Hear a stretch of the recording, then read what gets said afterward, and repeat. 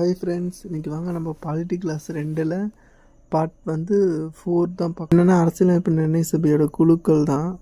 First பெரிய குழுக்கள் 8 பார்த்துடலாம். யூனியன் அதிகாரங்கள் குழுவில் யார் தலைவராக இருக்காருன்னா ஜவஹர்லால் நேரு தான். யூனியன் அரசமைப்பு குழுவில் யார் தலைவர்னா ஜவஹர்லால் நேரு.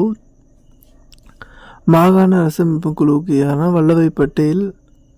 அடிப்படை உரிமைகள் சிறுபான்மையர் குழு இதுக்கெல்லாம் யாருன்னா அது இவரும் வல்லபாய் பட்டேல் தான். இதுக்கும் வரைவு குழுவுக்கு டாக்டர் அம்பேத்கர்.